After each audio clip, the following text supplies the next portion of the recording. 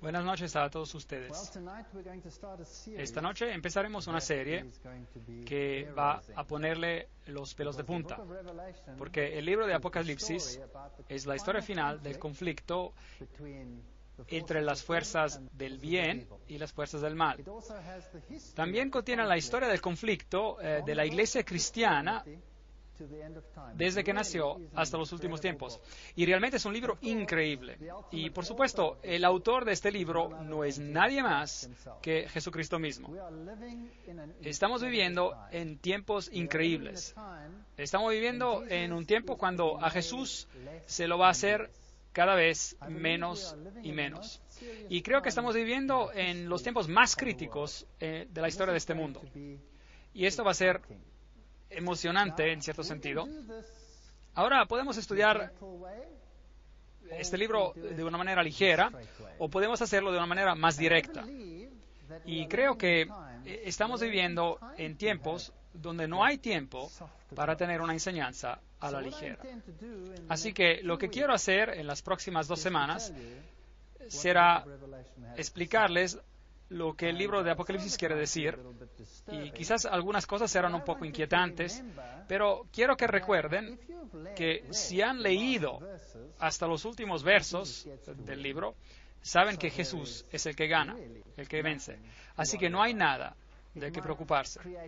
Quizás produzca miedo en los corazones de algunos cuando vean lo que está pasando en este mundo y cómo esas cosas han sido planeadas por siglos.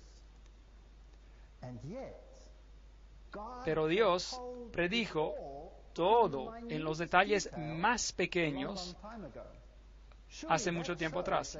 Sin duda, esto muestra que Él está en control. Él está en control. Han tratado hasta de remover esos asuntos de la palabra de Dios y ha habido una grande batalla sobre la palabra de Dios a lo largo de los siglos, culminando en la batalla más impresionante en nuestros tiempos, y una batalla que realmente nadie sabe, y estaremos viendo este asunto también.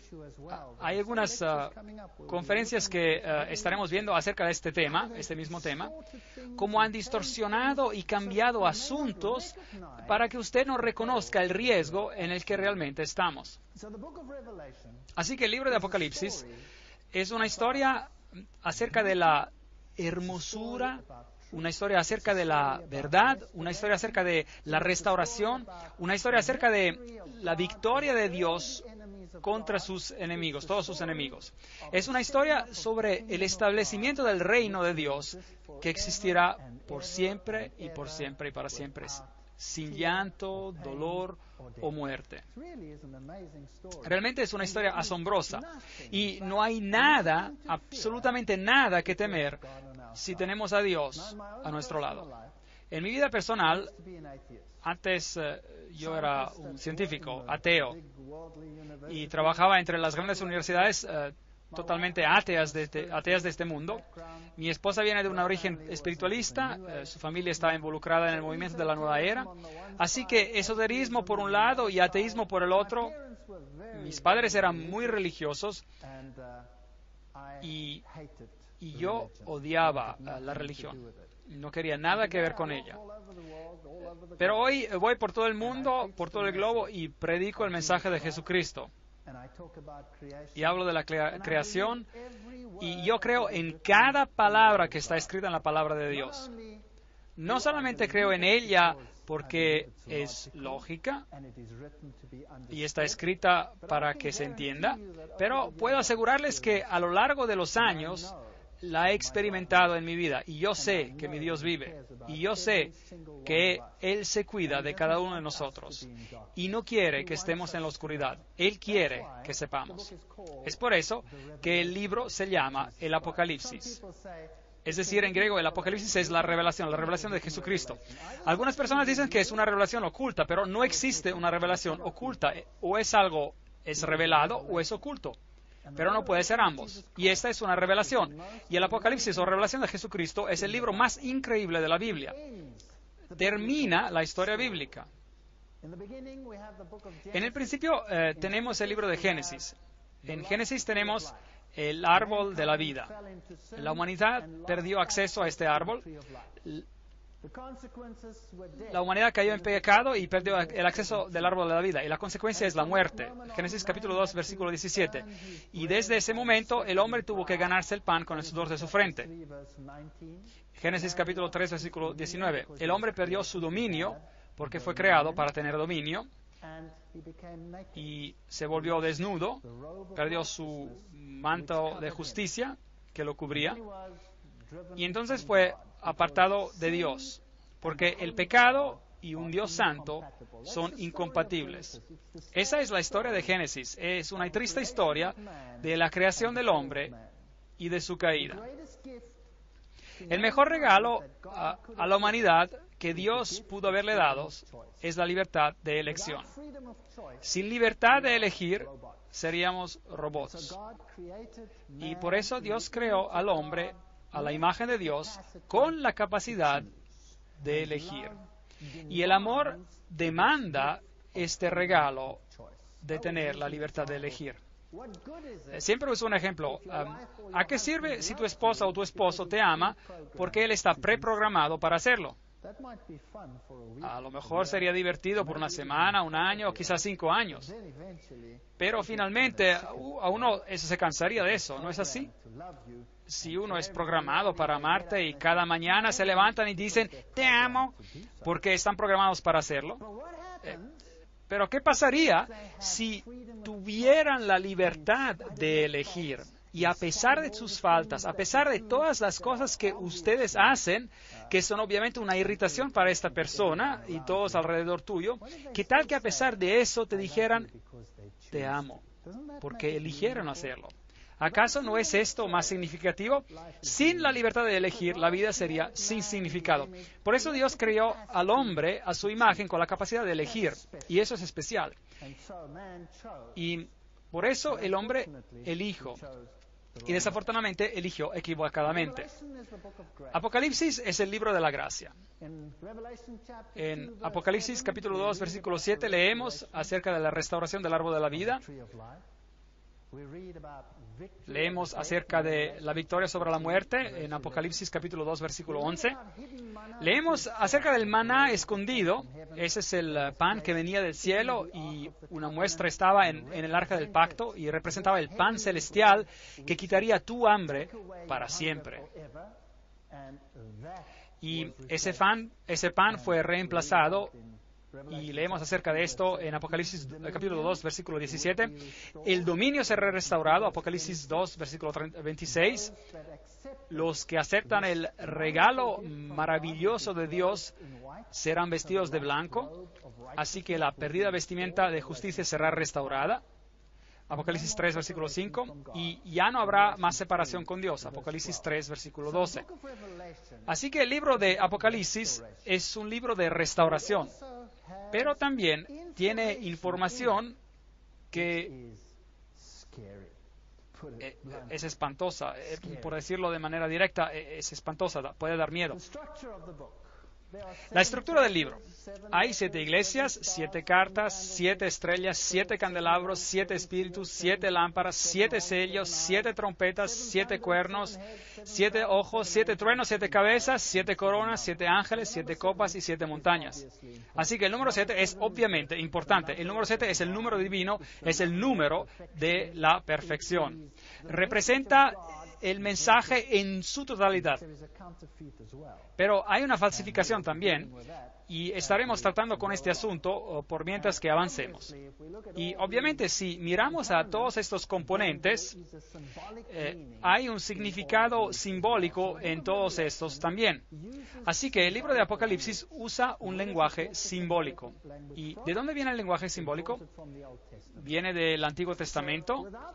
Así que sin el Antiguo Testamento no podríamos entender el libro de Apocalipsis.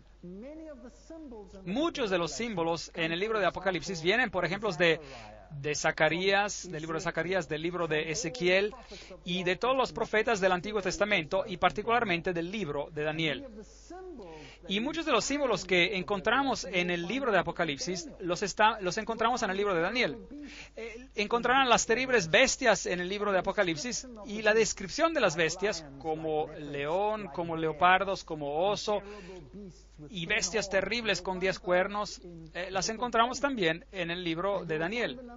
Y encontramos el número 7 en el libro de Daniel, y si lee Daniel capítulo 7, por ejemplo, encontrará bestias ahí en este capítulo, y si cuenta las cabezas de las bestias que son mencionadas en Daniel capítulo 7, encontrará 7 cabezas.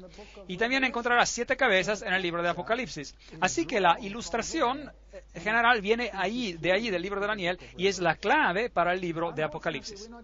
Desafortunadamente no vamos a estudiar el libro de Daniel para poder descifrar algunas de estas cosas en detalle. Así que solo las vamos a explicar directamente, pero hay otros videos que ya están producidos y que contienen todos los detalles de cómo estos rasgos simbólicos en el libro de Daniel pueden ser aplicados al libro de Apocalipsis.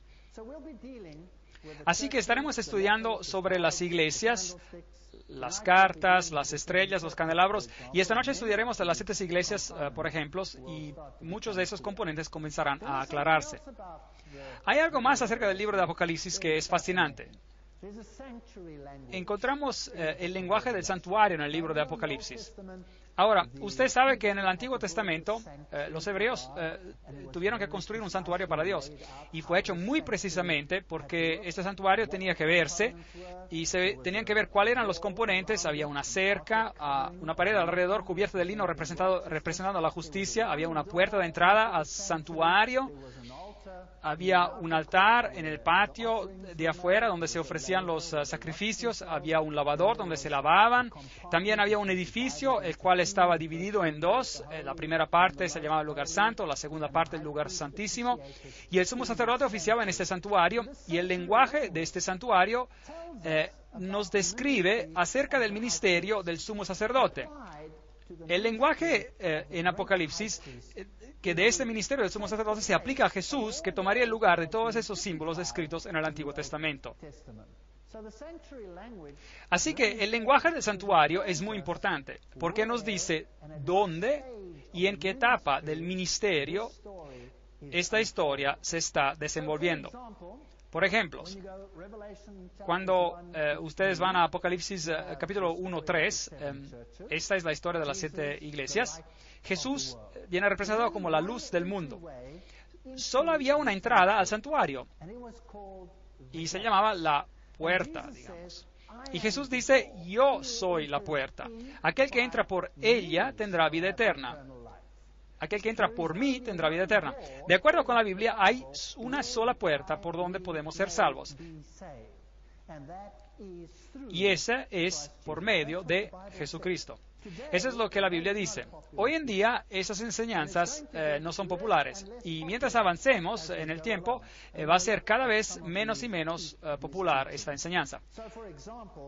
Y vamos a mirar algunas de esas enseñanzas. Por ejemplo, la puerta. La entrada de la puerta es muy, muy importante en el tiempo del Antiguo Testamento. Era el lugar donde el juicio tomaba lugar, los ancianos se sentaban a la puerta. La puerta era la entrada detrás de las murallas donde se podía entrar para encontrar seguridad. Así que la puerta encierra mucho significado simbólico. Y Jesucristo dice, yo soy la puerta. Yo soy la entrada. Ahora, la palabra antigua que se utilizaba para puerta era Bab, y hay una historia en la Biblia acerca de Babel, Bab-el, puerta a Dios. Así que la historia de Babel nos cuenta de otra puerta a Dios, otra entrada a Dios, el Bab-el. Babel, la puerta a Dios. Y esta es la idea de que tus propios méritos, obras, te llevan a Dios. Ese es el sistema falso que tenemos en la Biblia que se opone a la historia bíblica que dice que uno es salvo por la sangre del Cordero. El único camino a la salvación es por medio de los méritos de Cristo y no por nuestras obras, pero por los méritos de Jesucristo. Estos son los dos sistemas que han estado opuestos el uno al otro desde la caída del hombre, si lo puedo explicar así. Entonces, aquí cuando hablamos acerca de las luces se encontraron en el primer aposento del templo, y eso significa el ministerio que ocurre en el lugar santo, en el primer aposento. Cuando hablaremos de Apocalipsis capítulos de 3 a 8, estaremos hablando sobre los sellos, y ahí se menciona el pan de la presencia, así que todavía estamos en el primer aposento del santuario, el lugar santo. Después vienen las trompetas, Apocalipsis 8 a 11, y ahí puede ver un altar de oro, donde tenemos el incienso ascendiendo desde el altar de oro. Así que todavía estamos en el lugar santo. Esos son los eventos que toman lugar en un periodo donde el sumo sacerdote todavía está sirviendo como representante de la humanidad en ese aposento en particular. Tan pronto que llegue Apocalipsis 12 al 14, el cuadro cambia. Allí el profeta ve el arca de Dios. Ahora, el arca de Dios, el arca del pacto, no está en el primer aposento del santuario, está en el segundo aposento que se llama el lugar santísimo. El Hagion, en el lugar santísimo, en griego, Hagion. Así que nos hemos trasladado a otra porción del ministerio del sumo sacerdote, y él solo entraba al lugar donde estaba el arca del pacto una vez al año, y eso era durante el día de la expiación. Ahora estamos tratando con temas relativamente complejos y no tenemos tiempo para cubrir todo en detalle, pero hay un video, una conferencia disponible sobre este tema en detalle, sobre todo lo que significaban esas cosas. En Apocalipsis capítulos 15 a 22 tenemos lo que llamamos escatología, los eventos que se refieren al fin, las cosas finales que pasarán con el planeta, aquellas cosas que todavía no han ocurrido, pero que van a ocurrir. Y si usted estudia Apocalipsis de esta manera, le va a resultar claro de qué periodo histórico se habla en la historia del cristianismo. Hay 7 bendiciones en el libro de Apocalipsis. Bienaventurado el que lee y los que oyen las palabras de esta profecía y guardan las cosas en ellas escritas, porque el tiempo está cerca. Apocalipsis 1:3. Obviamente Dios quiere que lo leamos, el libro, que lo escuchemos y que lo llevemos al corazón. Porque ¿cómo podemos guardar algo que no entendemos? Así que cuando miramos a esta bendición, y no es cierto que Dios quiere que entendamos de lo que se trata el libro de Apocalipsis, claro que sí. Así que hay una bendición en el libro. Entonces, ¿cómo es posible que algunos dicen que este libro está sellado para que nos entienda? Bueno, entonces te privas de esta bendición, ¿correcto? Algunos hasta dicen que este libro no debería ser leído, porque está escrito para los que van a ser perdidos. Bueno, si este libro está para los que van a ser perdidos, entonces, ¿cómo puede haber una bendición si uno lo lee y si uno lo guarda en su corazón? Y oí una voz que me decía desde el cielo, escribe, bienaventurados de aquí en adelante los muertos que mueran en el Señor. Sí, dice el Espíritu, descansarán de sus trabajos porque sus obras con ellos siguen. Apocalipsis 14:13. Aquí también hay una alusión acerca acerca de las obras. Las obras no son un medio para alcanzar la salvación, son una consecuencia de la salvación. Pero hay una bendición para aquellos que mueren en Cristo.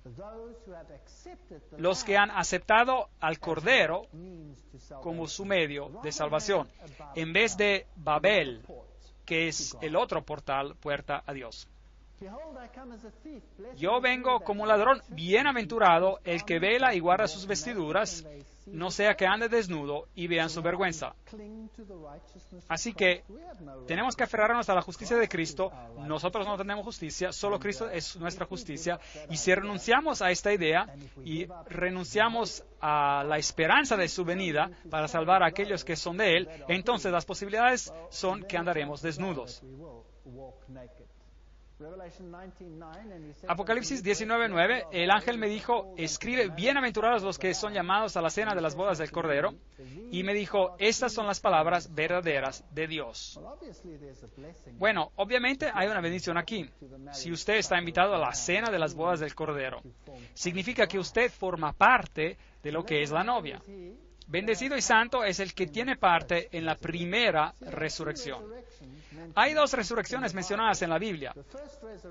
La primera resurrección es la resurrección de aquellos que mueren en Cristo y toman parte en esta fiesta de bodas.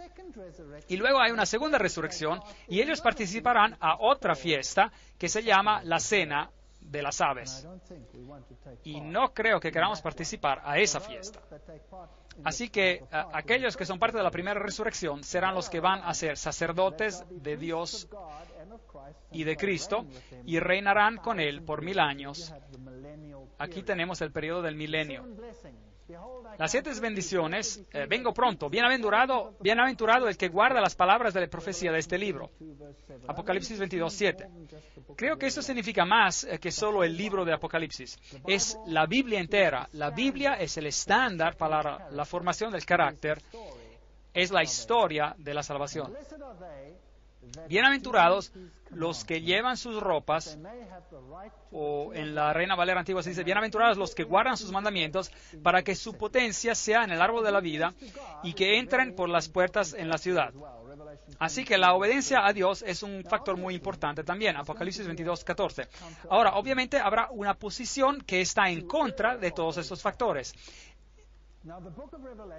El libro de Apocalipsis está escrito con una estructura particular, una tal estructura que se llama un quiasmo. Es una estructura literal que asigna eventos de una manera particular en el tiempo. Por ejemplo, si tomamos el libro de Apocalipsis en su totalidad, está escrito en una forma de pirámide, por así decir. Las primeras partes son lo que llamamos el brazo, la parte histórica, que son las 7 iglesias, los 7 sellos, las 7 trompetas, y que nos conducen al gran final de la gran controversia entre Cristo y Satanás, y entre los seguidores de Satanás y los seguidores de Cristo.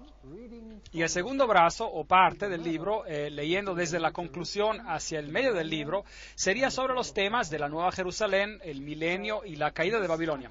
Así que esta estructura nos dice dónde nos encontramos en la línea del tiempo. Y si usted entiende la estructura del libro de Apocalipsis, entonces será más fácil moverse por el libro. Porque hay algunas personas que les gusta arrojar a temas por todo lugar. Por ejemplo, hay muchos que toman las trompetas y las arrojan al futuro, en otras partes, en la parte escatológica, y así que toman las trompetas y las aplican a los eventos que todavía tienen que pasar en el futuro, cuando Dios restaure todas las cosas. Pero, por supuesto, se destruye la estructura del libro, el quiasmo, y también pueden ver donde cada uno de esos temas encajan mirando al lenguaje del santuario utilizado en el texto. Por ejemplo, cuando está mirando a las iglesias, a los sellos, a las trompetas, el lenguaje que se utiliza todavía habla de lo que hay en el primer aposento del templo. Ahora, trataremos con este asunto mientras avancemos, así que no importa si no entienden todo por ahora. Así que la estructura del libro nos indica en dónde nos encontramos en la línea del tiempo, para que no nos adelantemos, digamos. Tenemos que seguir las las reglas, y esta es una manera maravillosa de descubrir el libro de Apocalipsis. Pero hay un problema, porque una vez que ha leído la primera mitad del libro y haya llegado al medio del libro, que es básicamente Apocalipsis capítulos 10, 11, 12, 13 y 14 hasta el 17, estos son prácticamente la parte final de los eventos de la batalla entre el bien y el mal. Y una vez que empieza a leer después de estos capítulos, estará leyendo los eventos en reverso, porque el quiasmo, la estructura de quiasmo está estructurada así, y se vuelve el libro muy confuso. Es que uno tiene la secuencia equivocada y ya no tiene sentido, y el libro de Apocalipsis se vuelve tan complejo que uno no logra poner los acontecimientos en una orden particular. Mientras que si usted sabe que la estructura es un quiasmo, entonces podrá leer las palabras así como siguen. Pero los eventos los pone en reverso y entonces todas las cosas encajarán en su lugar y tendrán un sentido maravilloso. Y el estilo literario tiene una razón, evita que disloquemos, por así decir, el texto y saltemos a todo lugar. Ahora, veamos cómo algunos cómo lo interpretan para que vea que no es solo una conjetura que alguien está haciendo. Por ejemplo, si toma las 7 iglesias, verá en el capítulo 2, versículo 1, que dice, el que tiene las 7 estrellas en su diestra, el que camina en medio de los 7 candelabros de oro.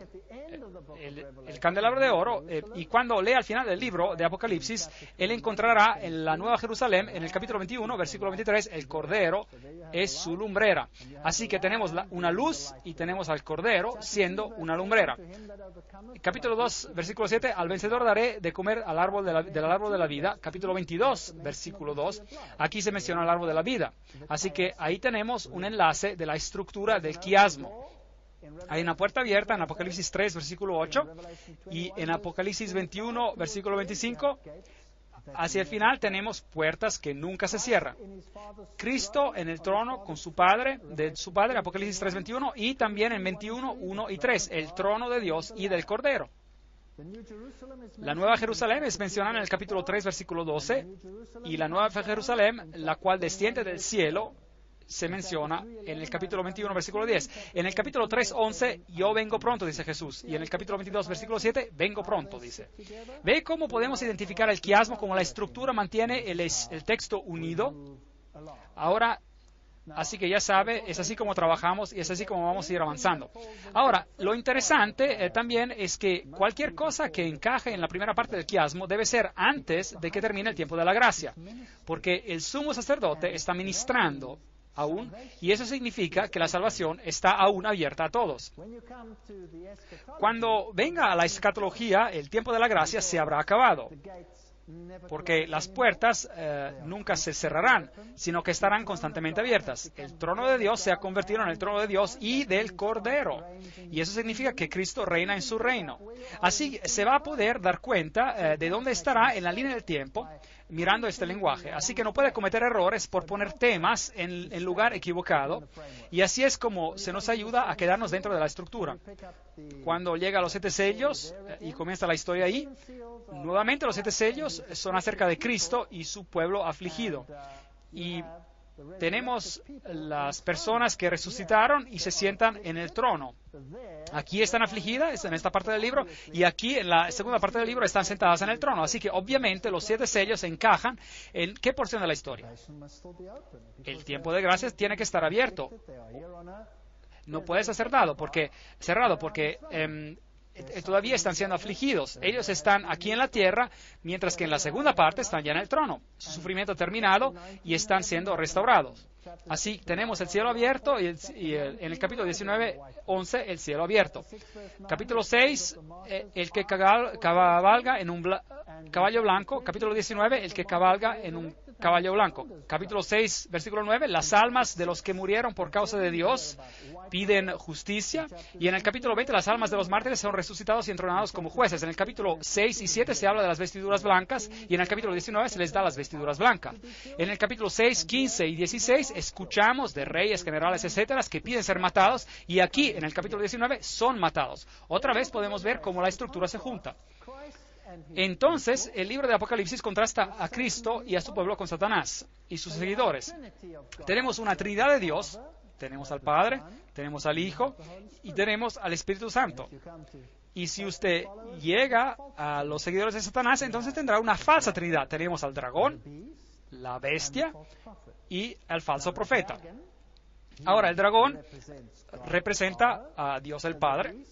La bestia, como verá en el libro de Apocalipsis, es el que toma el lugar, la que toma el lugar de Jesucristo. Es la que levanta un reino, pero no es un reino terrenal, pero Él es el que, delante de Él, cada uno se inclina, cada rodilla se va a inclinar delante de esta bestia. La bestia es la que tiene la muerte falsa y la resurrección falsa.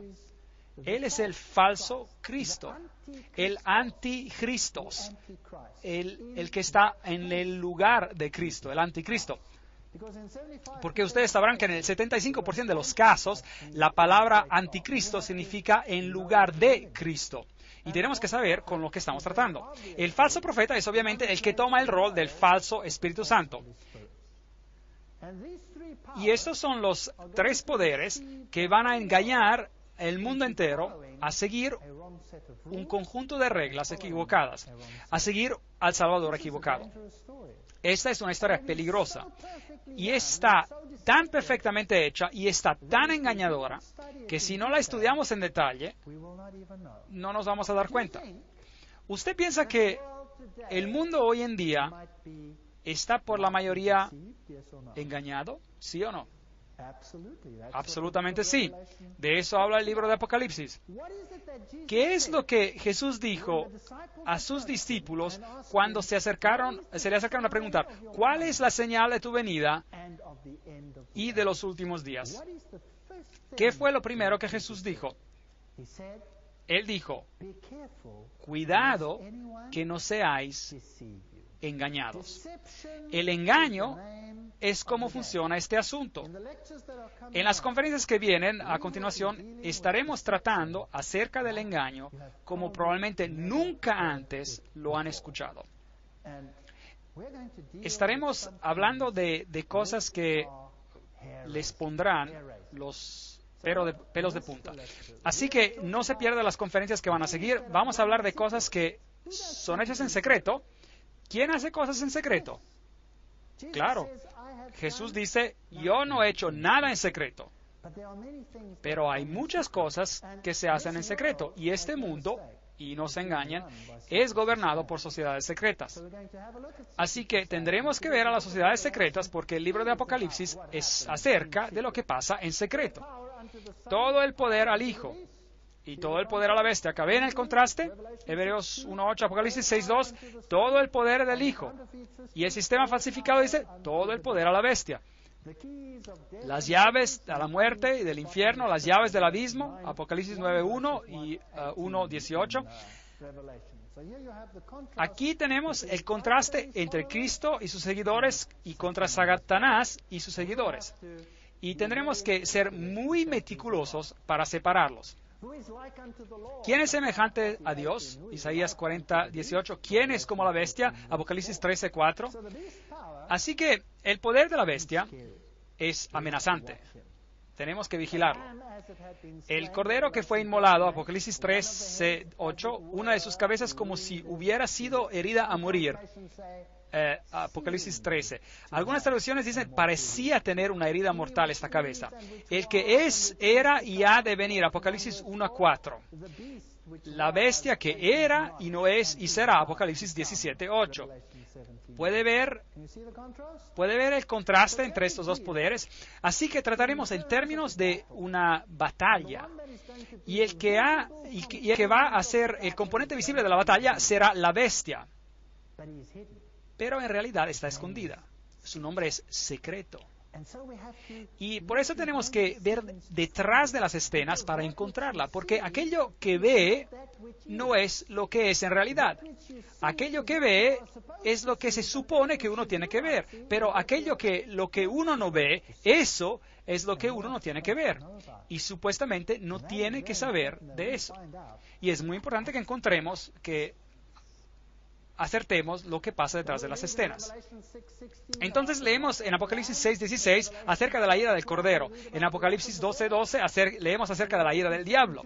En Apocalipsis 7:2 y 3 acerca del sello de Dios que está enfrente de aquellos que lo siguen. Pero en Apocalipsis 13, el marco de la bestia, la marca de la bestia está en la frente o en la mano. ¿Es correcto?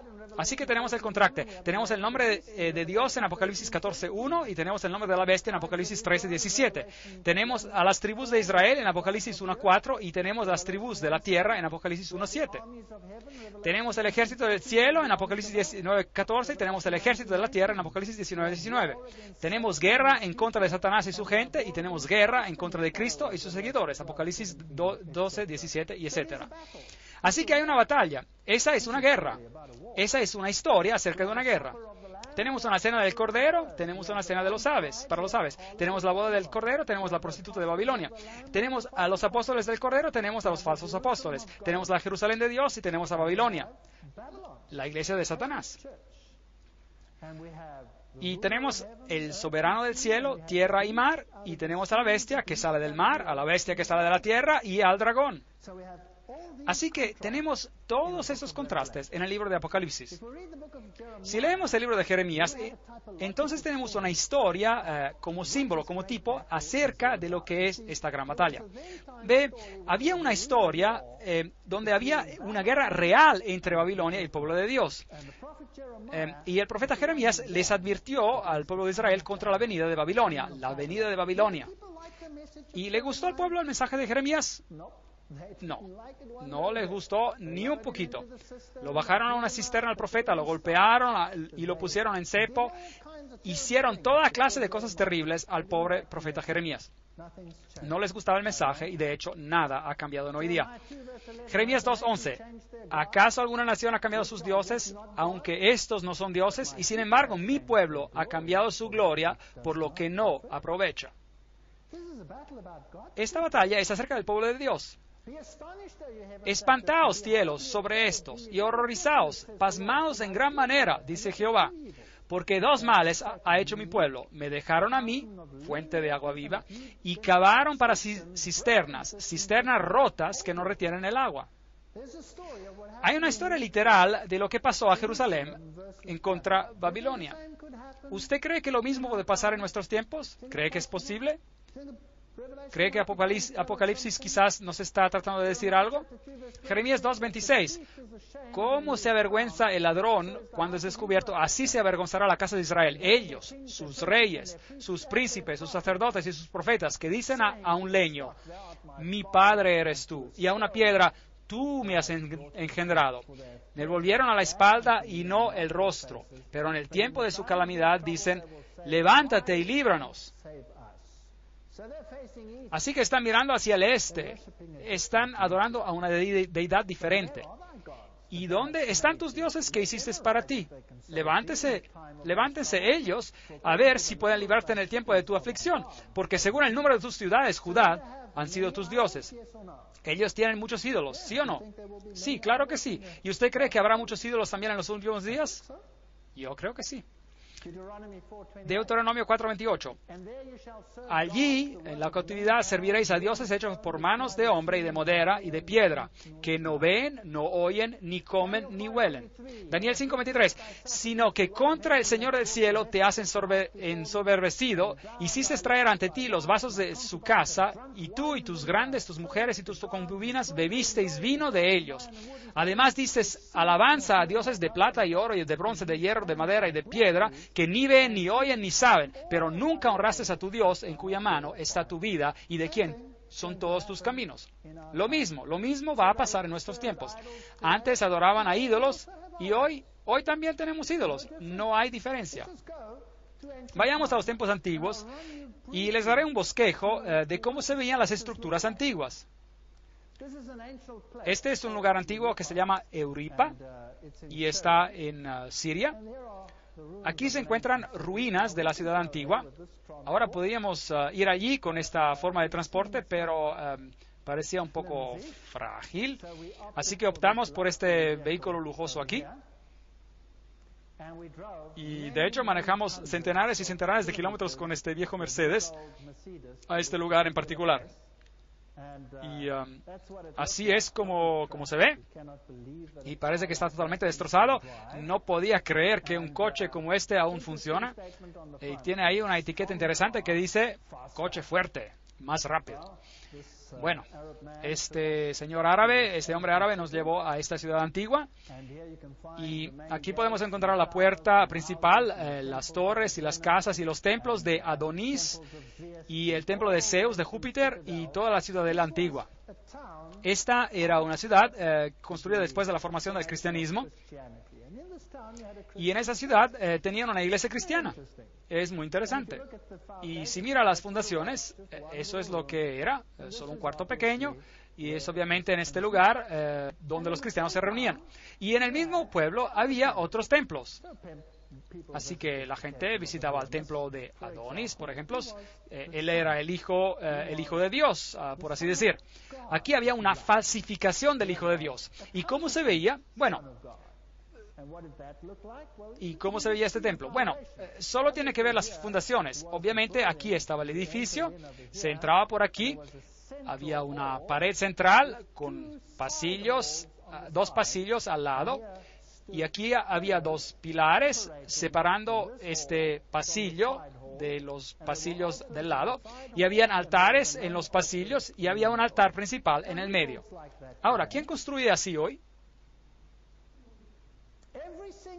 Cada catedral en la faz de la tierra tiene esta estructura. Cada catedral. ¿No es interesante? Ahora, podríamos ir en gran detalle, pero no lo haremos. Sí, están construidas exactamente como estas.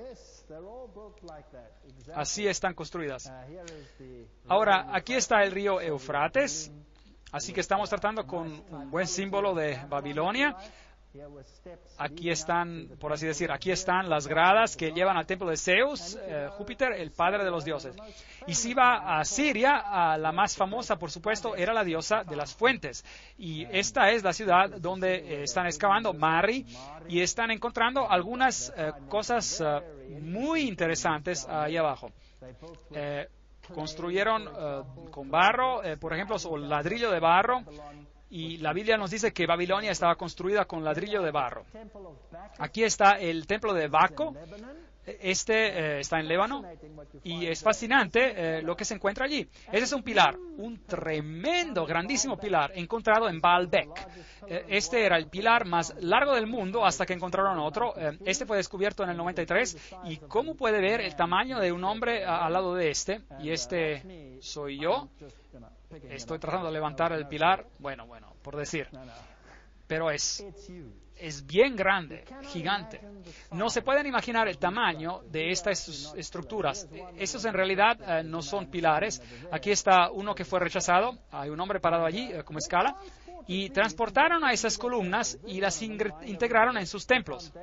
Aquí hay una acostada, las rocas de fundamento de aquí son 2 bloques gigantes, ¿Cómo las transportaron? Nadie sabe. Ese es el templo de Baco, que solía ser el templo de Baal, por eso el pueblo todavía se llama Baalbek. Les estoy dando un poco de la historia de la apostasía del pasado para que podamos compararla con el presente. Aquí en Baalbek tenemos el templo de Baco. Aquí está el templo de Júpiter con sus 6 pilares todavía en pie. Muy, muy hermoso. Y el sol destacando los pilares, era un sistema de adoración del sol. Por supuesto, Baco era el dios de la ebriedad y del jolgorio.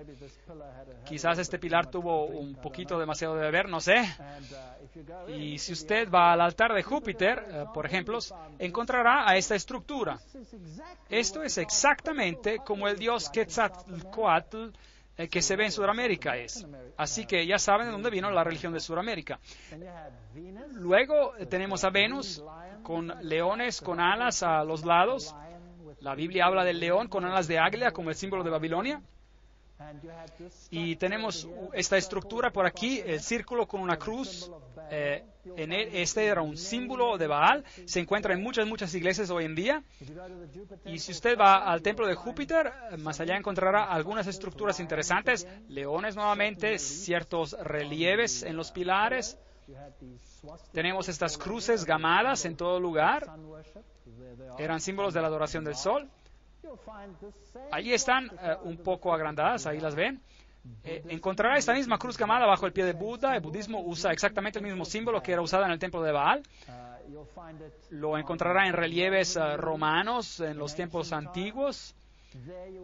Allí lo encontrará hasta en los tiempos de los hititas. La cruz gamada. Encontrará el símbolo del círculo con un punto en él, usado también en la antigüedad. Encontrará altares y pilares de sacrificio.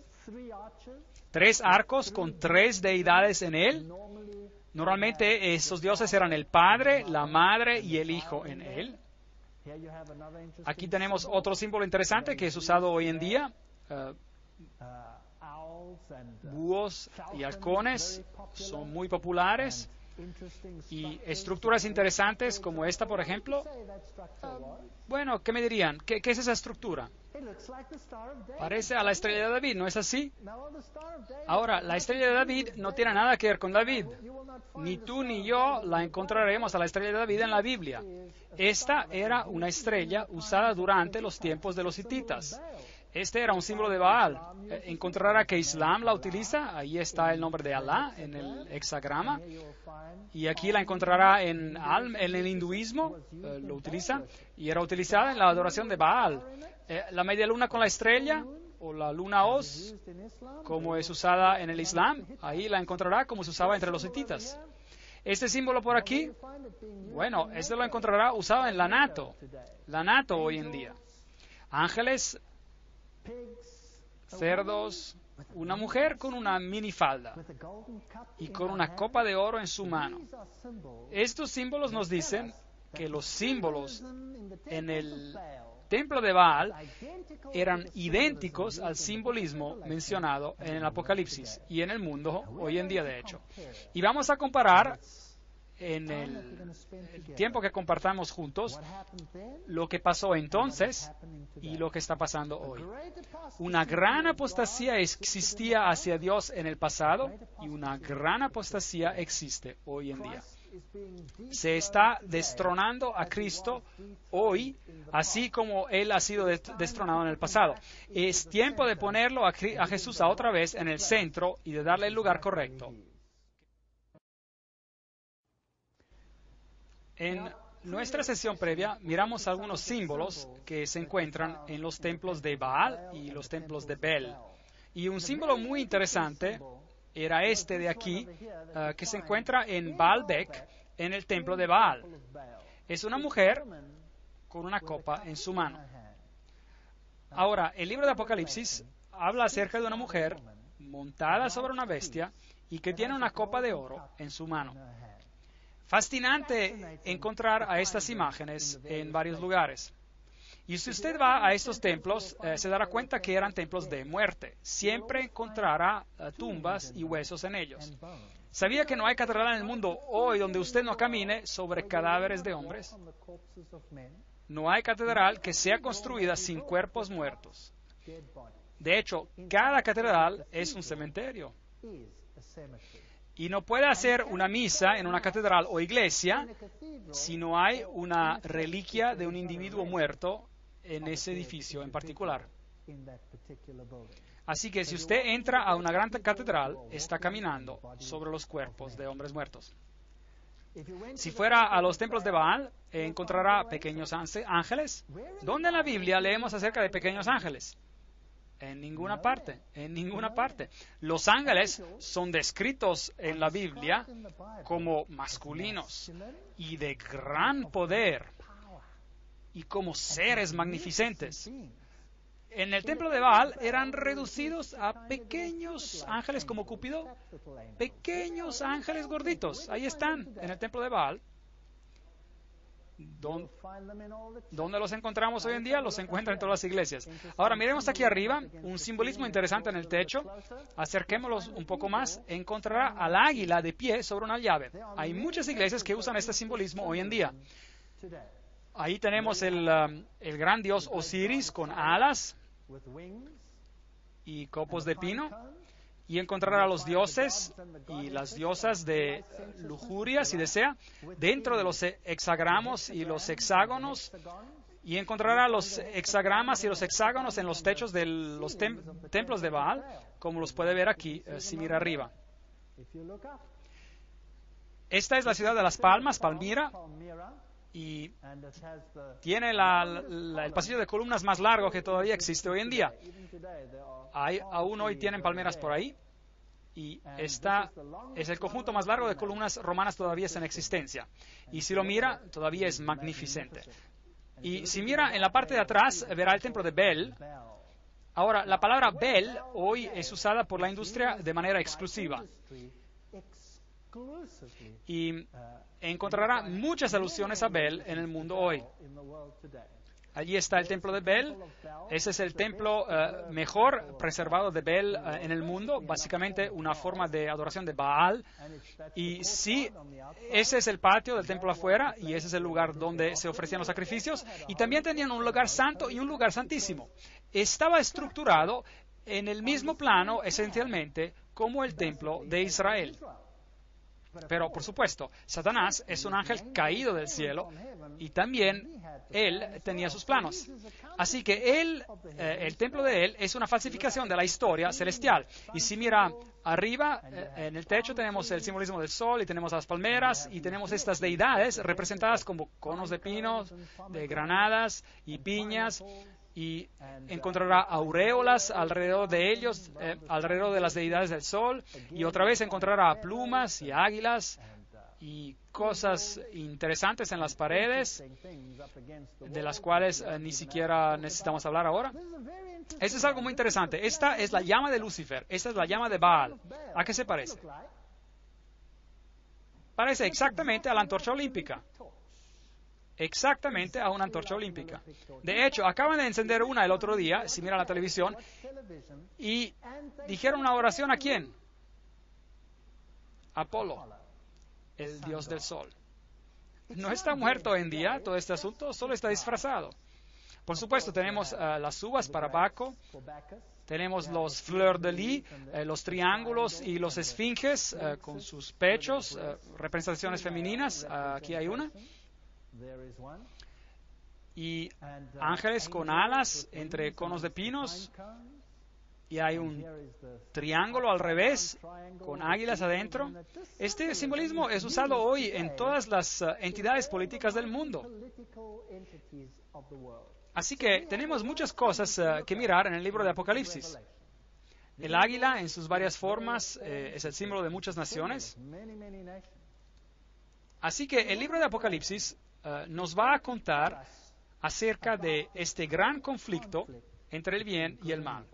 Este gran conflicto entre la idolatría y la adoración al Dios verdadero. Vamos a examinar cosas que los van a sorprender.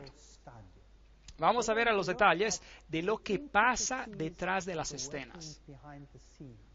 Cómo el mundo realmente hoy se está moviendo hacia poner en el trono a otro poder. Y el libro de Apocalipsis nos advierte acerca de estas cosas. Así que analicemos el primer capítulo verso por verso. La revelación de Jesucristo que Dios le dio para manifestar a sus siervos las cosas que han de suceder pronto. ¡Qué maravilla! Así que Él nos dirá antes de tiempo lo que va a pasar.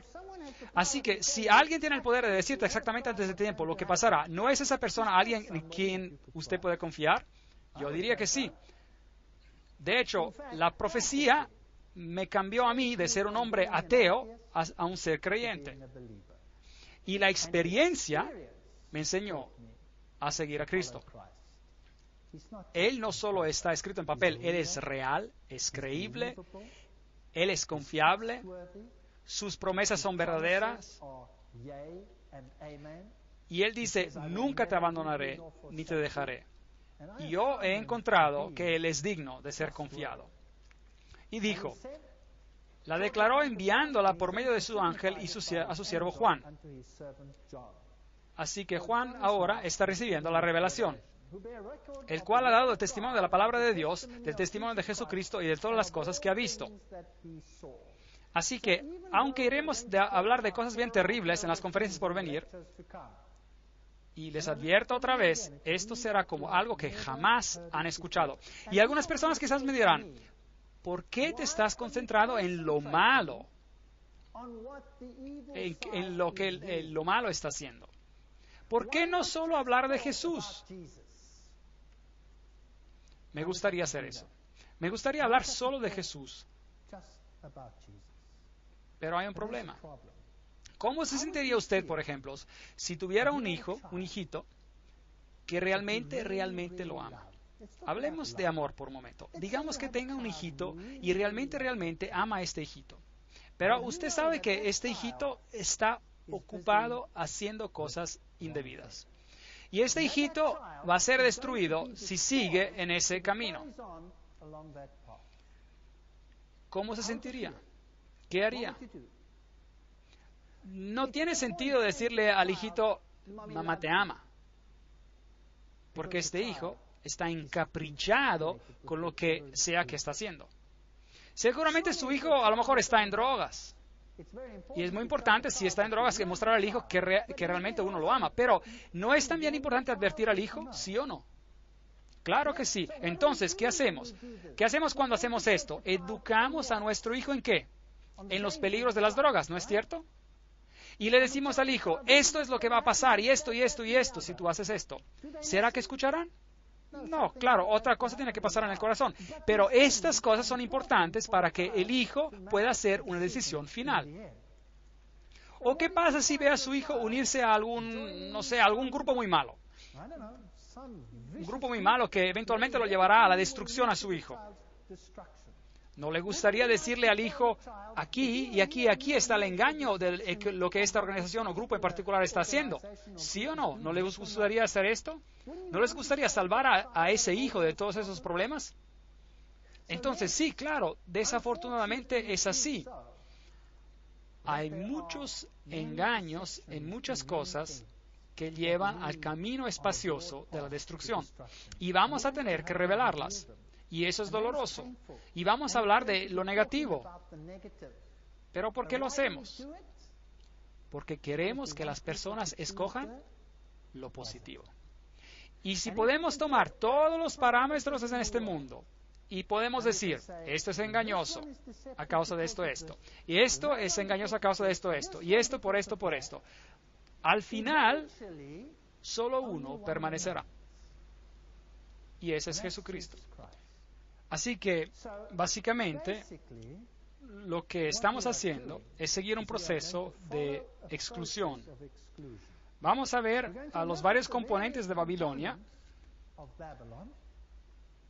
y entonces a lo mejor descubriremos que todos nosotros hemos sido atrapados. Todos hemos sido engañados y cada uno de nosotros sentado aquí hoy en día ha sido engañado. Es un pensamiento terrible.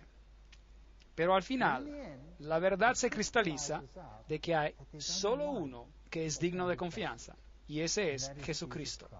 Y solo Él te puede salvar. Yo soy la puerta, yo soy el camino, yo soy la palabra. Aquel que cree en mí no perecerá. Es lo que Él dijo. O es verdad o es mentira. Si el mundo quiere unirse en una gran familia feliz, y todos tenemos que después tolerar cada cosa pequeña que se enseña por este mundo, ¿es esa la verdad? ¿O es verdad mezclada con error? Dígame usted. Así que tenemos que saber si todos los caminos nos llevan a Dios o si solo hay un camino que nos lleva a Dios. Y tenemos que decidir basándonos en estos hechos. Así que aquí dice, el cual ha dado testimonio de la palabra de Dios, del testimonio de Jesucristo y de todas las cosas que ha visto. La palabra de Dios y las profecías de la Biblia tendremos que comprenderlas.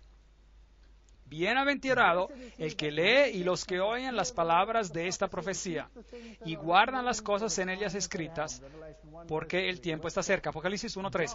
Versículo 4. Juan y las 7 iglesias que están en Asia. Estaremos examinándolas en detalle en la siguiente conferencia. Gracia y paz a vosotros de parte del que es y del que era y del que ha de venir, de los 7 espíritus que están delante de su trono. Ahora, obviamente, la Biblia nos enseña que hay un solo Dios, Padre, Hijo y Espíritu Santo. Así que el número 7 es el número de la perfección. También vemos que hay 7 periodos mencionados aquí. Se va a discutir los eventos sobre los periodos divididos en 7.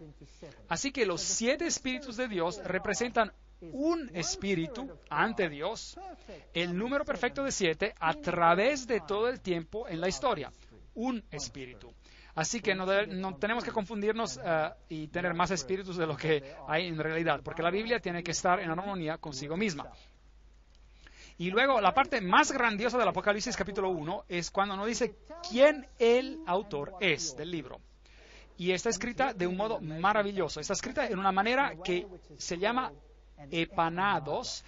Ahora, un epanados es como un quiasmo, una estructura de quiasmo, excepto de que en vez de describir a los eventos, los cita en una cierta secuencia. Por ejemplo, este epanados consiste en una serie de citas en las que se quiere enfocar un punto en particular. Isaías 55:4 habla acerca del testigo y es una cita de Apocalipsis. Es Apocalipsis 1:5 y es una cita que viene de Isaías. Y si va al final de esta estructura, hay otra cita en Apocalipsis 1:16 y hay un verso ahí que también viene de Isaías. Entonces hay otro punto y el segundo punto está mencionado, Apocalipsis 1:7, que habla acerca de la venida de las nubes. Es una cita de Daniel 7:13. Y luego tiene uno acá al final, en Apocalipsis 1:13, donde habla del sacerdote y es una cita otra vez de Daniel 7:9. Así que el primero y el último, las citas son de Isaías. La segunda y la penúltima son de Daniel, del libro de Daniel, y la tercera y última son de Zacarías, y luego hay 2 en el medio, aquí, una y una. Y esos versos subrayan el tema central. Ese es una estructura de epanados. Y el tema central es yo soy el alfa y el omega, así dice el texto. Si quita uno de estos versos, ya no puede tener una estructura de epanados. Debe haber los 2 en el medio. Así que algunas Biblias, la Biblia se repite a sí misma. ¿Por qué no? Saquemos un versículo. Pero no se puede hacer. ¿Por qué? Porque destruiría la estructura. No puede sacar ni una palabra fuera de la Biblia. Y si no, entrará en problemas. No solo de pan vivirá el hombre, pero ¿de qué? De cada palabra que procede de la boca del Señor. Bueno, será mejor de que nos aseguramos de leer toda la palabra. Hay una conferencia que les voy a dar sobre este tema, fascinante. Bueno, el libro de Apocalipsis capítulo 1 prueba que Jesucristo es el gran yo soy. Él es Dios. Ahora, ese es un problema hoy. Es un problema porque si Jesús es Dios y si Jesús es el camino, la verdad y la vida, y si Jesús es la única forma por la cual podemos ser salvos, bueno, ahí tenemos un problema. Si quiere estar en el mismo grupo, en el mismo barco con todas las otras religiones del mundo. Porque Jesús tiene que disminuirse para que pueda encajar al mismo nivel como todos los otros. Ahora tenemos un problema. Obviamente, el mundo no se puede permitir de tener un grupo de personas que diga que ellos tienen una religión superior sobre cualquier otro grupo. ¿Estaría de acuerdo conmigo con este asunto? En el mundo en el cual vivimos hoy en día no podemos tener esto. Así que Jesús tiene que volverse menos importante para que los otros puedan ser un poco más importantes. ¿Cómo se consigue eso? Se crea lo que se llama el dolor de la exclusividad. En otras palabras, usted hace que el ser exclusivo sea tan doloroso que obliga a las personas a ser menos exclusivas. ¿Tiene sentido? Piénselo, pues. O él es lo que él dice, o él no es lo que dice ser. y de Jesucristo, el testigo fiel, el progenitor de los muertos y el soberano de los reyes de la tierra. Al que nos ama, nos ha lavado nuestros pecados con su sangre. ¿Nos dice esto acerca de todo lo que es Jesús, sí o no? ¿Es esto exclusivo y especial o es algo a iguales con todos los otros? No me estoy haciendo burla de las otras religiones, solo estoy preguntando. ¿Está Jesús al mismo nivel de, digamos, Buda? Considerando este texto que acabamos de leer, ¿sí o no? ¿Está al mismo nivel de Zoroaster? ¿Está al mismo nivel de Shiva? ¿Sí o no? ¿De Osiris? ¿Sí o no? No. ¿Y por qué? Porque Él es diferente. Él nos amó, nos lavó, Él es el Rey de Reyes, Él es el príncipe de todos ellos. Y Él es el único que puede salvar, porque Él es el único que es ¿qué? Dios. ¿Saben cuál es la diferencia entre el cristianismo y todas las otras religiones del mundo? La diferencia es que la tumba de Cristo está vacía. El cristianismo es la única religión en la faz del planeta que da una razón por el estado del planeta, el lío en el cual nos encontramos, y es la única religión en la faz de la tierra que tiene una solución al problema. Todas las otras religiones encuentran su solución en sus propias obras. Y si uno no tiene éxito, tiene que seguir tratando una y otra vez y a través de varias reencarnaciones hasta que finalmente lo consiguen. ¿Se está volviendo mejor o peor? Y obviamente no le está yendo muy bien, ¿correcto? Así que el cristianismo da una razón y da una solución. Y nos dice el por qué y el cómo. No hay otra religión en la faz del planeta que hace esto. Y el cristianismo tiene la palabra de Dios, que es la infalible palabra de Dios, que ha sido atacada en cada nivel, desde el nivel científico hasta el nivel de la historia, hasta el nivel de la salvación. ¿Y saben qué? La Biblia ha pasado la prueba a lo largo de los tiempos. Es el único libro en la faz del planeta que ha sido justificado y reivindicado científicamente, y arqueológicamente, y históricamente, y también en términos de su premisa de salvación. La Biblia toma a las personas de donde están y las convierte en algo de diferente. No hay otro libro como este. Y aun si el mundo entero enseña algo diferente, como lo están haciendo en este momento, créanme que sí lo hacen, entonces tome esos videos sobre la creación y la evolución y échale un vistazo y haga su decisión basada sobre los hechos científicos. Yo fui profesor en la universidad por más de 30 años. Fui profesor de zoología y probablemente fui el único en una universidad secular que no creía en la evolución. Y eso tomó algo de valor. Y nos hizo reyes y sacerdotes para Dios su Padre. A Él sea la gloria y el imperio por los siglos de los siglos. Amén. He aquí viene con las nubes, todo ojo lo verá, y los que los traspasaron, y todos los linajes de la tierra se lamentarán por causa de él. Sí, amén. En otras palabras, en vez de tener esta alegría suntuosa a la venida de Cristo, la mayoría harán ¿qué? Se lamentarán. Aquí hay una historia diferente hasta de lo que se está enseñando en el mundo cristiano, donde todos están esperando por la restauración del reino y una segunda oportunidad. Algunos creen, no tenemos que esperar que todo ojo lo vea porque seremos arrebatados por el rapto secreto. ¿Es eso lo que enseña la Biblia? Yo soy el alfa y el omega. Ahí está el centro del epanados, esa estructura, el principio y el fin, dice el Señor. El que era y el que ha de venir, el Todopoderoso. Esas son palabras directas. Jesucristo en el libro de Apocalipsis es identificado no solo como el Rey de Reyes y el Salvador del mundo, pero es identificado como Dios. Si hacemos a Jesús menos de lo que Él es, entonces temo que no tenemos un Salvador. Porque entonces ese Salvador estaría en el mismo barco, en el mismo grupo donde nosotros nos encontramos. Así que Él es Dios. Y Juan, vuestro hermano y compañero en la tribulación, en el reino, en la perseverancia de Jesucristo, estaba en la isla llamada Patmos por causa de la palabra de Dios. Así que si uno predica la palabra de Dios, se mete en problemas. Y por el testimonio de Jesucristo. Y ese testimonio es la palabra profética de todos los tiempos. Por eso, si usted predica la profecía, se meterá en problemas. Entonces, ¿están todos ustedes preparados para lo que viene? Vamos a examinar algunas de esas cosas y da temor. Vamos a ver cosas muy interesantes. Estando yo en el Espíritu en el día del Señor, oí detrás de mí una gran voz como trompeta. Apocalipsis 1, 8 a 10. ¿En qué día estaba él en el Espíritu? Estando yo en el Espíritu en el día del Señor. Si retraes del sábado tu pie de hacer tu voluntad en mi día santo, y al sábado llamares delicias, santo y glorioso de Jehová, y lo venerares, Isaías 58, 13, este es el único día que se llama el día santo del Señor. Así que obviamente Juan estaba en el Espíritu en el día del sábado. Y Marcos también habla acerca del hecho de que el Hijo del Hombre es también el Señor del día del sábado.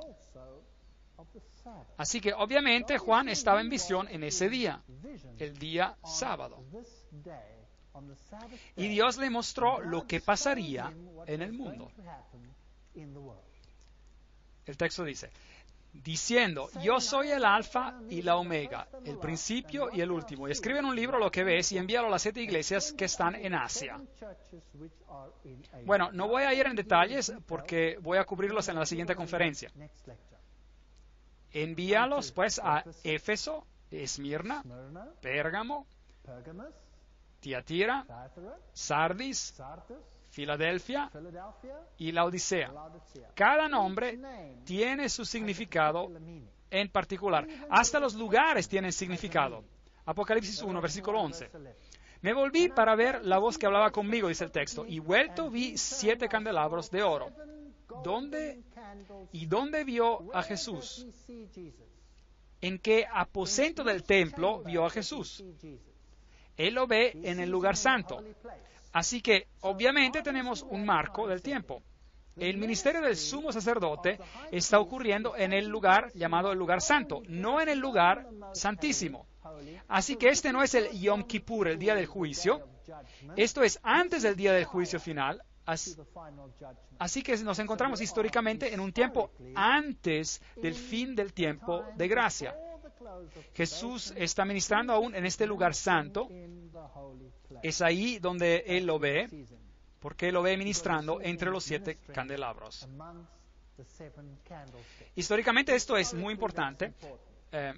Y si mira la ruta postal antigua, mira y ve las varias ciudades, Éfeso, Esmirna, Pérgamo, Tiatira, Sardis, Filadelfia, Laodicea. Esa era la ruta antigua postal y vamos a cubrir este tema en la siguiente conferencia. Entonces, Juan tiene esta gran visión de Jesús ministrando entre los 7 candelabros de oro. ¿Y los candelabros simbolizan a qué?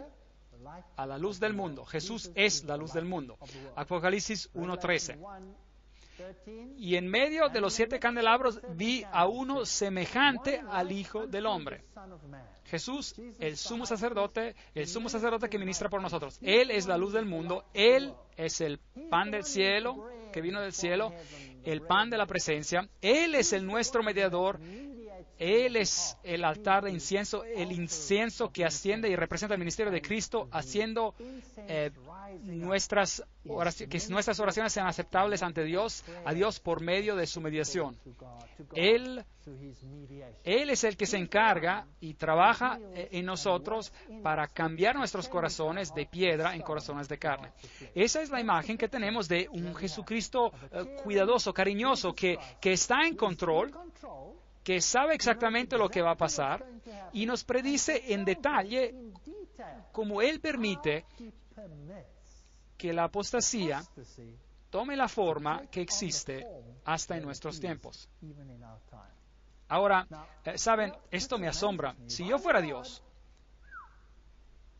habría un problema. Gracias a Dios que yo no soy Dios. Porque yo no tendría la paciencia que Él tiene para enfrentar a la apostasía de la manera como Él lo hace.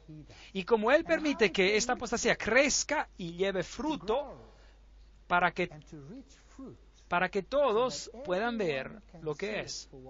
Por cierto, si mira el mundo hoy día, ¿es un lugar placentero? No, no es un lugar placentero. En algunos países, yo vengo de Sudáfrica, nuestras casas son como prisiones. Hay asesinatos a izquierda y a derecha y por todos lados. 4,000 granjeros ya han sido asesinados, que lo crean o no. Es horrible lo que está pasando. Y nadie siquiera sabe. Si toma un país como Zimbabue, por ejemplo, los están arrojando de sus tierras y ya no hay santidad de nada. Estamos viviendo en tiempos verdaderamente terribles. Ya no es seguro para una joven, ni es seguro para un joven en estos días de salir a trotar, a correr solo. ¿En qué clase de mundo estamos viviendo? Y si mira a las cosas horrendas que se hacen en el mundo hoy, quizás se pregunte, ¿cómo puede Dios permitir esto? Dios está permitiendo que el pecado y la apostasía maduren al punto donde todos verán lo que significa escoger en contra de los caminos de justicia de Dios y los caminos del hombre. Y ese es un acto de amor. Y en medio de este temor y confusión hay un lugar de paz a donde Él nos llama y dice, venid a mí todos los que estáis trabajados y cargados, y yo os haré descanso, yo os daré descanso. Entonces, podemos encontrar paz en medio de la confusión. Y podemos escoger de caminar a través de la vida y mirar a las espinas y zarzas y cardos. O podemos elegir mirar a las flores, a los lirios, a las frutas hermosas. La elección es nuestra. Y si escogemos de un lado, escogeremos tristeza. Y si escogemos del otro lado, la otra posibilidad, en el medio de la tristeza, podremos tener paz. Y eso es lo que Jesús es. Él es el que está en el medio de los candelabros. Él es la luz del mundo. Pero los candelabros representan a las iglesias que llevan la luz al mundo a través de los siglos. Y en medio de los 7 candelabros había uno semejante al Hijo del Hombre, vestido con una vestimenta a los pies y tenía el pecho ceñido con un cinto de oro. Estoy citando acá con la versión King James, la versión inglesa, digamos, así que a veces suena un poco antigua, es una versión antigua, pero por lo menos tenemos todas las palabras ahí. Su cabeza y sus cabellos eran blancos como blanca lana, como nieve, sus ojos como llama de fuego. No falta detalle, representa la justicia perfecta. Sus pies eran semejantes al bronce polido, refulgentes como en el horno, y su voz como estruendo de muchas aguas. Apocalipsis 1, 13 a 15. Esta era la voz de Dios. Jesús es escrito como Dios, no como un ser creado. Él es el que era y el que será desde toda la eternidad, el que inició el proceso de la creación. Él es el que habló con majestad y poder. Y es así como se lo describe ahí. Así que la visión que tenemos aquí es la que Daniel tuvo, el profeta Daniel, el profeta Ezequiel también lo describe así. Él está viendo, Juan, a Jehová, a Yahweh. Esa es lo que está viendo. En su diestra tenía 7 estrellas, de su boca salía una espada aguda a 2 filos, es la palabra de Dios esta, y su rostro era como el sol cuando resplandece con toda su fuerza. Así que allí tenemos al verdadero Hijo de Justicia y del otro lado la falsa y débil adoración al sol. En contraposición, cuando lo vi, caí a sus pies como muerto, y él puso su diestra sobre mí y diciéndome, no temas, yo soy el primero y el último. Y si quiere llevar un mensaje a casa esta noche, será este: a pesar de lo que vamos a tratar en esas conferencias, no temas, yo soy el primero y el último. El que vive, estuve muerto, pero vivo por los siglos de los siglos, amén, y tengo las llaves de la muerte y del Hades. Él es el único que puede salvarte, y Él ha prometido hacerlo.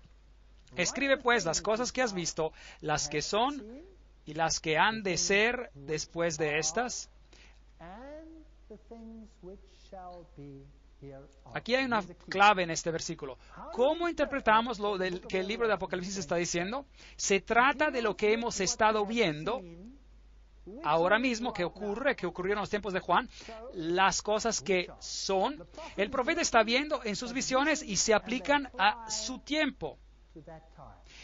Y después dice el versículo, y las cosas que han de ser después de estas. ¿Y qué es eso? El futuro. Entonces, ¿cómo leemos el libro de Apocalipsis? Seguramente, si esta es la clave, entonces se aplica a lo que pasó en ese entonces, en los días de Juan, y a lo largo de la historia hacia el futuro, ¿sí o no? Dios es justo. ¿Escribiría Él, pues, un libro y lo pondría Él, acaso, en la Biblia y lo repartiría a cada generación y después les diría, no, aquí está un libro, pero no es para ti? ¿Es solo para aquellos que vivirán dentro de unos miles de años?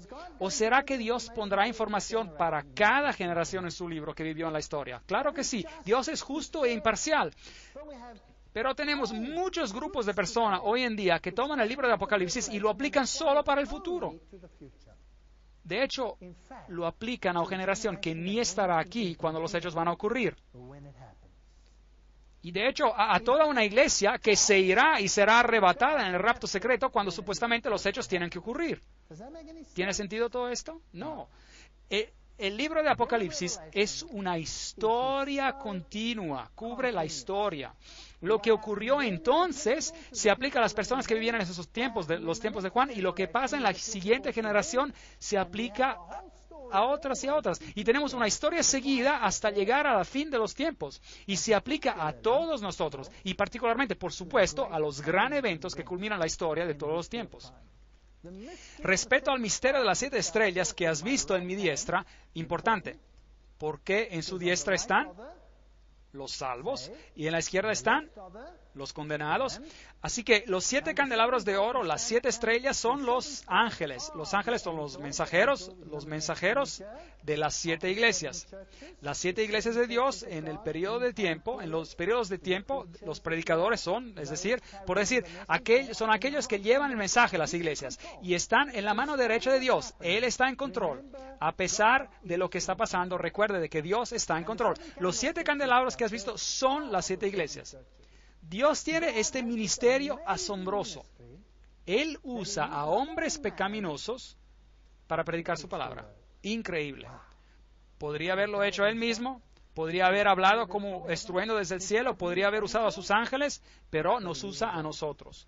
¿No es eso increíble? Así que el ministerio de Dios en el santuario celeste se mira a la gran historia de cómo todo pasó. Cuando Cristo resucitó de la muerte, ¿dónde se fue? Cuando resucitó de la muerte, Él ascendió al cielo para servir en el santuario, dice el libro de Hebreos, en el santuario celestial. Así que tenemos un ministerio en el santuario celestial. No iremos en detalles en esta conferencia en particular sobre esto, y se extiende este ministerio desde entonces hasta el tiempo del fin. Y está dividido en este lenguaje del santuario donde tenemos todos los símbolos como los candelabros y el pan propiciatorio y el altar de incienso en el primer aposento. Y después, en el segundo aposento o cuarto, entonces sabemos que dónde estamos en la línea del tiempo para que no nos perdamos en el libro de Apocalipsis.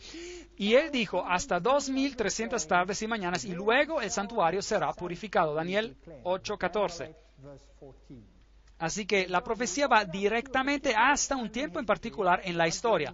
No trataremos con esta profecía ahora, tampoco hay una conferencia entera acerca de esto, y las puede encontrar en una de las cintas, pero un poco más de información. En Daniel 8 se nos describe el progreso de una profecía asombrosa.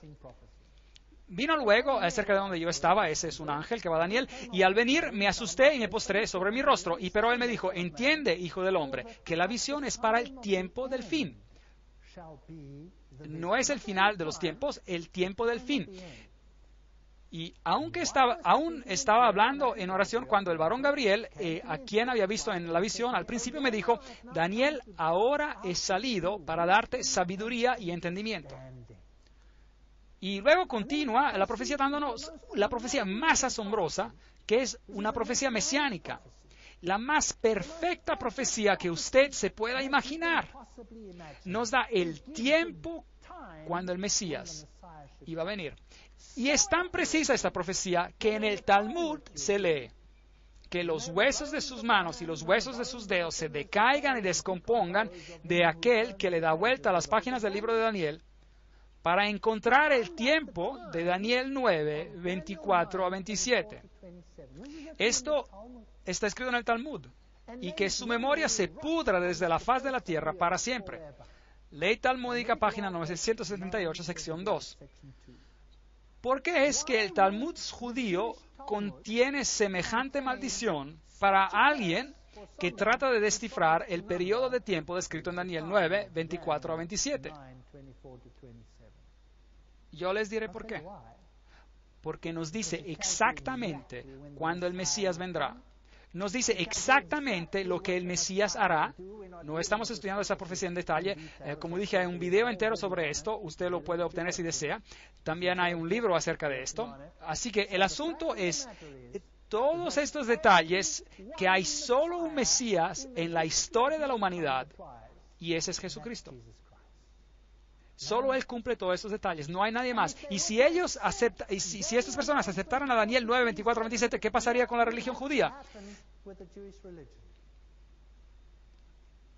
Tendrían que convertirse en la religión cristiana y desaparecería de la faz de la tierra, lo cual es algo que no quieren. Así que es mejor maldecir al que analiza esas páginas. Y nos dice cuándo un decreto saldría, nos dice cuándo el Mesías empezaría su ministerio, nos dice cuándo el Mesías moriría en el 31 después de Cristo, y nos dice cuándo el Evangelio se iría a los gentiles. Es una profecía asombrosa. Es una profecía de 2300 años, tratando con este tremendo periodo de tiempo, desde el momento cuando se publicó el decreto para restaurar a Jerusalén hasta el tiempo del juicio. Y tiene una fecha ahí, 1844, porque, claro, son 2310 proféticos, y si suma todo, 2300 años desde allí. Y la Biblia nos dice en el libro de Números y en el libro de Ezequiel que podemos tomar un día por un año profético. Y luego llegamos a una fecha interesante, la cual cubriremos en otra conferencia. Es demasiado complicado todo esto para poderlo examinar ahora. Y luego hay un tiempo que la Biblia llama el tiempo del fin. Y estamos viviendo en esos tiempos ahora mismo. Y luego llegamos al tiempo de la eternidad. Es el próximo periodo que viene.